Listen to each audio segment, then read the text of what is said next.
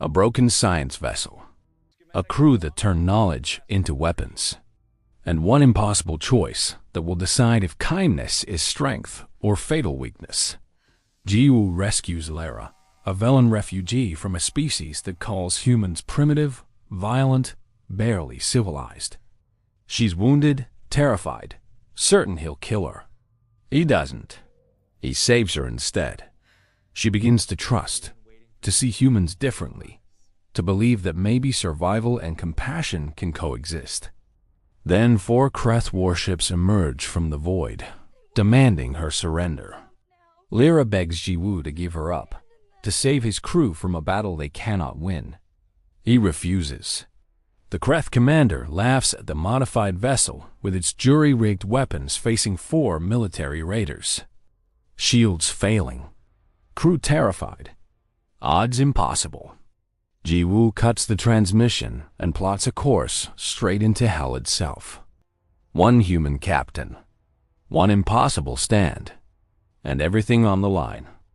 The modified science vessel Songbird hung in the emptiness between star systems, its hull scarred from 3 encounters with pirate raiders in the past month.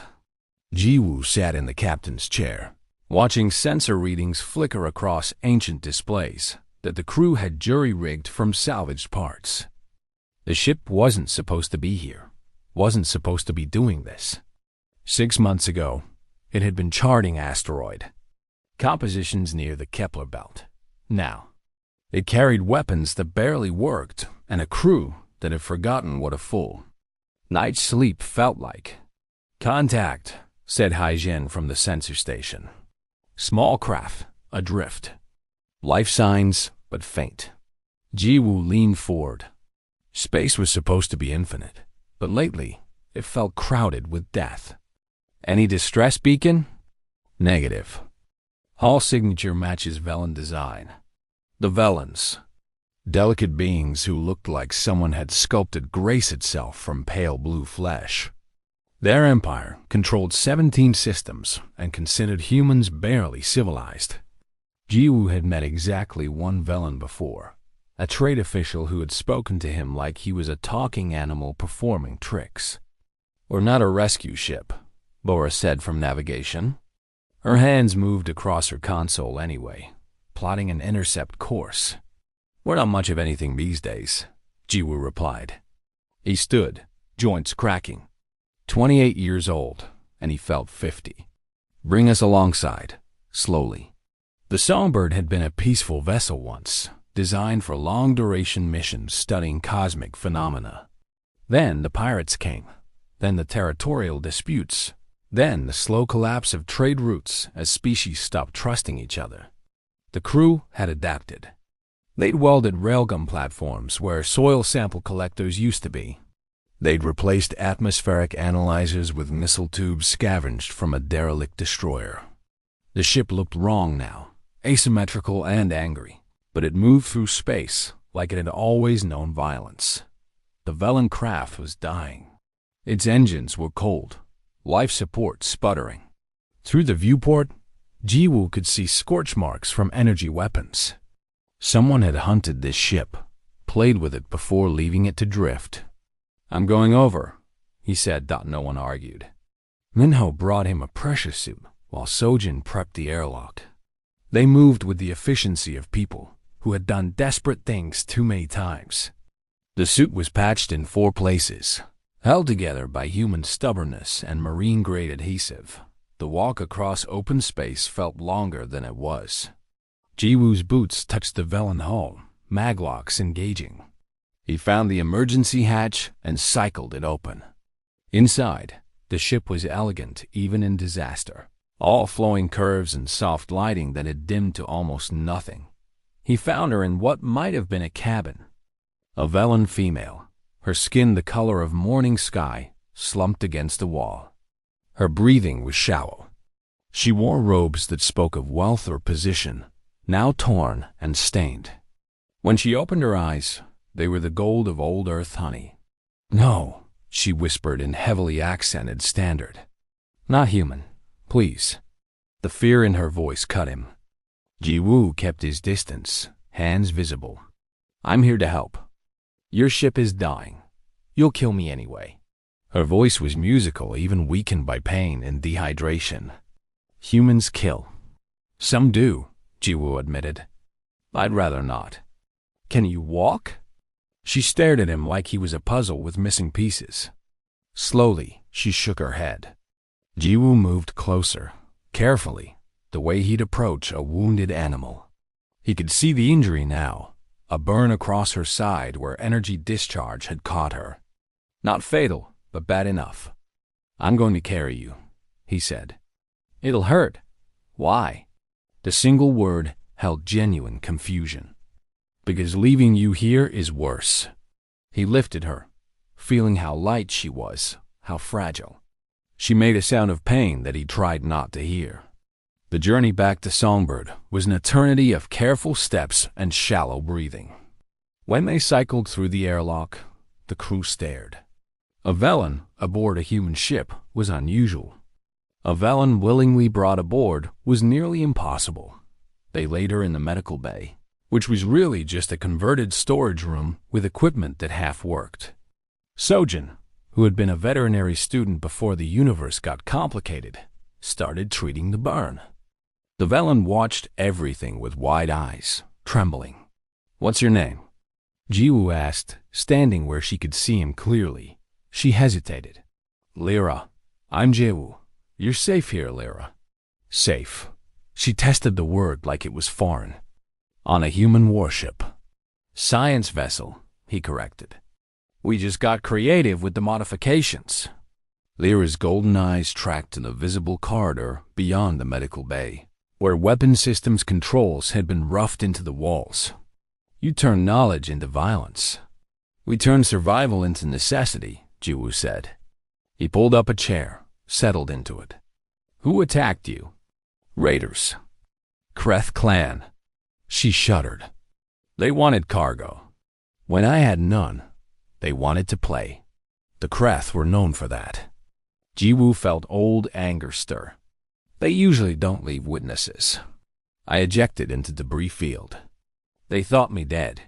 Lyra looked at him directly now, reading something in his expression. You fought them. 3 times. They're learning to avoid us. How? You're human. They're Kreth warriors. Jiwoo smiled without humor. They're expecting a target. We give them a problem instead. Over the next hours, Lyra slowly relaxed. The crew kept their distance, respecting her space, but she watched them work. Watched how they moved around each other with casual trust, how they shared food without ceremony, how they argued and laughed in the same breath. It seemed to puzzle her. Your crew, she said during the second day, when Jiwoo brought her something approaching edible. They don't fear you. Why would they? You're captain. You hold authority. Jiwoo sat on the edge of the medical bed. Authority means responsibility, not fear. They're here because they choose to be. Lyra absorbed this slowly. In Velen culture, hierarchy was absolute, enforced through careful social rituals. The idea of chosen loyalty seemed foreign to her. She ate the food carefully, her movements graceful despite weakness. This tastes strange, she said, probably because it's mostly protein paste and optimism. She made a sound that might have been a laugh. It transformed her face, made her look younger. Jiwoo realized she was probably barely an adult by Velen standards, maybe equivalent to 20 in human years. How did you end up out here alone? He asked. The almost smile faded. I was going to trade station, carrying personal items to sell. My family. She paused. We lost status. Lost protection. I thought I could rebuild. Just you? Velens don't travel in groups when falling, Lyra said quietly. It's shameful. Better to fail alone than drag others to lower levels. The isolation of it struck Jiwoo. Humans tended to cluster when times got hard, drawing strength from numbers. The Velen way seemed designed to break people slowly. You're not alone now, he said. Lyra looked at him, those golden eyes searching. You're strange, Jiwoo captain. Just Jiwoo. And yeah, I've been told. She recovered faster than expected. Velen physiology adapting quickly once given proper care. She started moving through the ship, at first cautiously, then with growing curiosity. She watched Minho repair a coolant leak using spare parts and creative profanity. She observed Haijin coding new targeting solutions while eating noodles. She saw Bora arguing with Sojin about fuel ratios, their debate fierce, but neither truly angry. "You work in chaos," she said to Jiwoo one evening in the mess hall. "We work in flexibility," he corrected. "Science teaches you to adapt when experiments fail." Turns out the skill transfers. Lyra sat across from him, accepting a cup of tea that Sojin had declared drinkable. "My people would plan every detail first. Map every contingency. How's that working out?" She was quiet for a moment. "We're losing territory. Losing trade. The other species say we're too rigid, too slow to change." She sipped the tea, made a face, sipped again. "Maybe they're right. Change is hard," Jiwoo said. "But staying the same while everything else moves? That's harder." They talked late into the ship's night cycle. Lyra spoke about Velen worlds, about architecture that grew organically, about music that shaped itself to the listener's mood. Jiwoo told her about Earth, about oceans and mountains, about his grandmother who had taught him that understanding came before judgment. "I was taught humans were primitive," Lyra admitted. "Violent and crude. We can be," Jiwoo said honestly.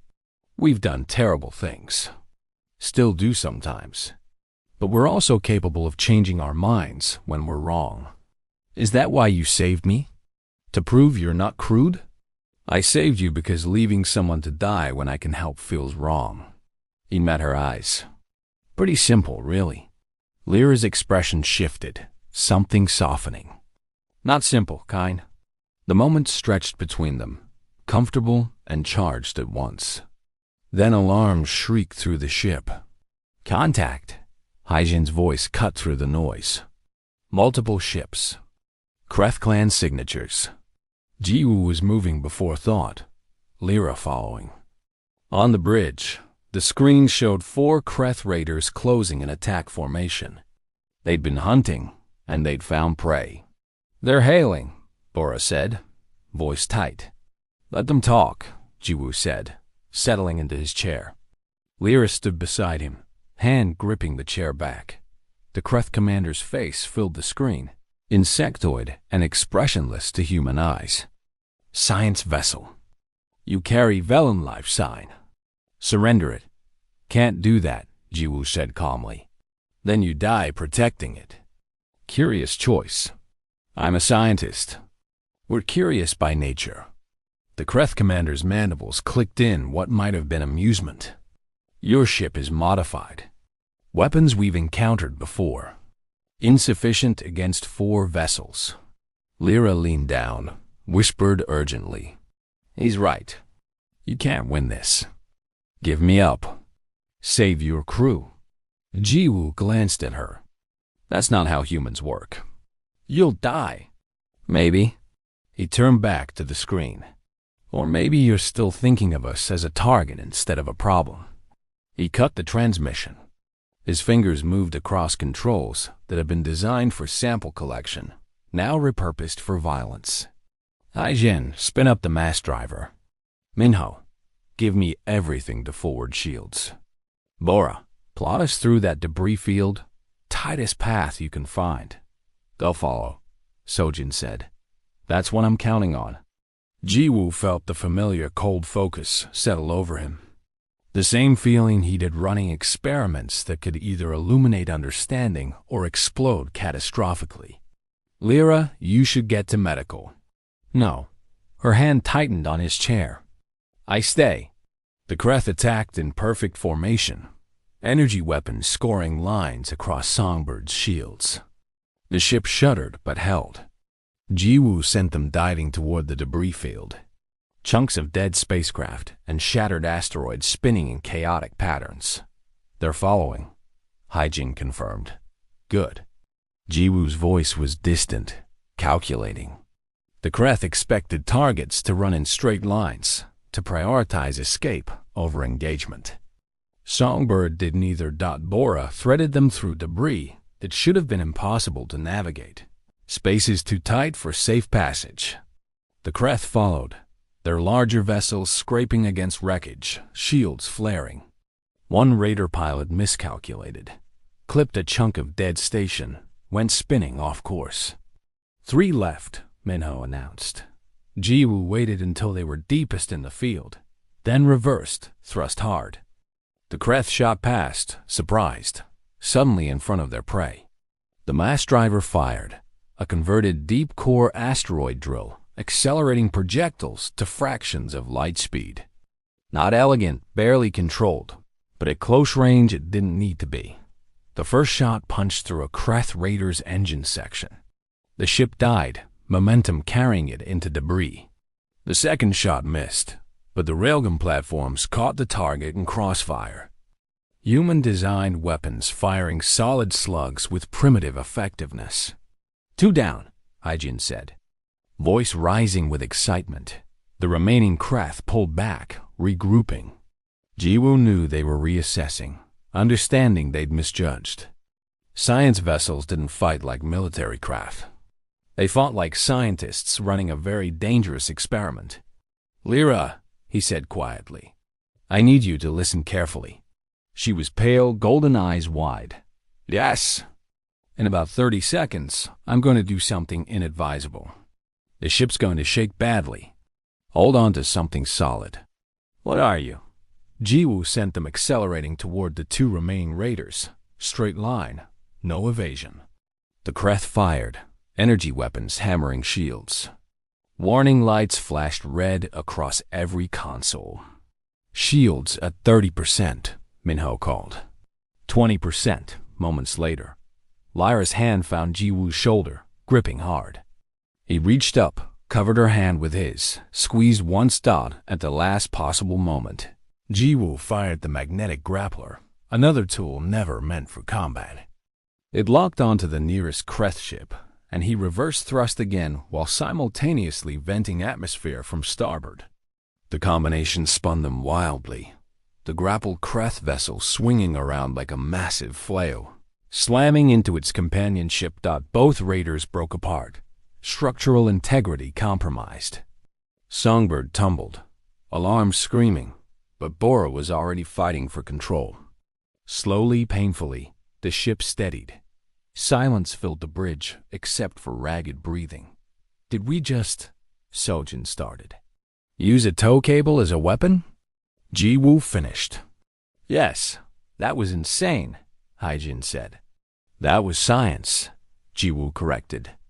Applied physics, conservation of momentum, creative problem solving. Lyra's hand was still on his shoulder, trembling. You turned your ship into a weapon. All of it. Every part. We turned our ship into a solution, Jiwoo said. He stood slowly, turned to face her. They were close enough to see the gold flecks in her eyes. Weapons destroy. Solutions adapt. You could have died. For me, could have. Didn't. He smiled, tired and real. That's a good day. Lyra made a sound between a laugh and a sob, then stepped forward and pressed her forehead to his chest. The gesture was intimate in Velen culture. Jiwoo knew, a sign of absolute trust. He raised his arms, uncertain, then gently wrapped them around her. Thank you, she whispered against his shirt. Thank you, Jiwoo. The crew quietly left the bridge, giving them space. Jiwoo held Lyra as she shook, processing fear and relief and something else neither of them had words for yet.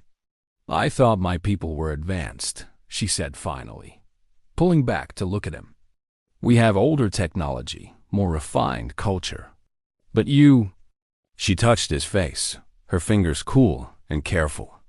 You find ways forward where we see only walls. Different doesn't mean better or worse, Jiwoo said. Just different. Teach me, Lyra said.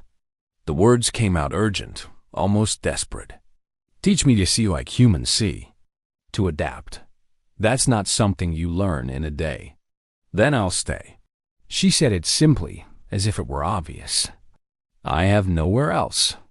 No status to return to, no family expecting me. But here. She gestured to the scarred bridge, the jury-rig controls. Here there's possibility. Jiwoo should have said no. Should have told her it was too dangerous. That space between species was too wide to bridge. Should have been practical. Instead he said, we're heading to the Kuiper stations to resupply. After that, we're charting the nebula regions. Could use someone who understands Velen trade routes. Lyra's face transformed with joy. Yes, I can help with that. I know those routes, know which stations welcome. She stopped. Are you certain? I'm Velen. Your crew might not. My crew, Jiwoo interrupted gently, are people who understand that strength comes in many forms. They'll give you a chance. The rest is up to you. She nodded, then did something completely unexpected. She kissed him, quick and soft and tentative. When she pulled back, she looked as surprised as he felt. I'm sorry, she said quickly. That was inappropriate. I don't know your customs for. Jiwoo kissed her back, taking his time, making it clear. When they separated, he was smiling. That custom, he said, translates pretty well. They stood together on the bridge of a ship that shouldn't exist. Survivors of encounters that should have killed them. Representatives of species that barely trusted each other. Outside the viewport, space stretched infinite and full of danger. What now? Lyra asked. Now we fix what broke, check what didn't, and keep moving forward. Jiwoo took her hand, laced their fingers together. Human and Velen different but fitting. Same as always? Together? Together. The songbird limped toward the Kuiper stations, its crew of 7 now, its purpose still evolving. Word would spread about the science vessel that fought like nothing expected. About the humans who turned knowledge into survival. About the Velen who chose their way over her own people's path. Other species would talk, wonder, worry.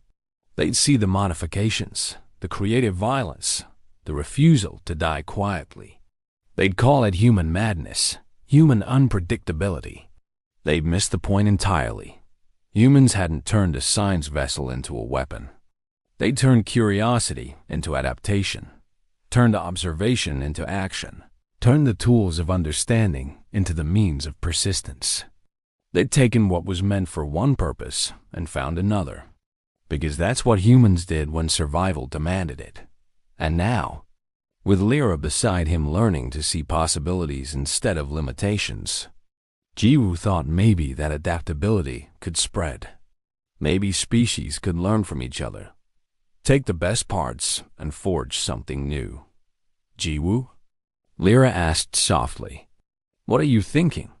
He looked at her, this being from another world who'd chosen to trust him, to stay, to try. I'm thinking, he said, that science is really about asking what if and then finding out. What if we survive? Lyra suggested, what if we do more than survive? Jiwoo countered, what if we actually figure this out? All of us, all species, together? Lyra smiled, and it was beautiful. That sounds like a very human thing to hope for. Then stick around, Jiwoo said. See if it's contagious. She leaned against him, watching stars stream past the viewport. Behind them, debris from 4 Kreth raiders drifted in expanding clouds. Ahead, unknown space waited with all its dangers and possibilities. The songbird flew on, scarred and strange and alive, carrying its improbable crew toward whatever came next. And aboard, a human captain and a Velen refugee held hands and proved that the greatest human trait wasn't violence or even adaptation, it was the stubborn, unreasonable belief that tomorrow could be better than today. and the willingness to work toward that future one impossible moment at a time, together.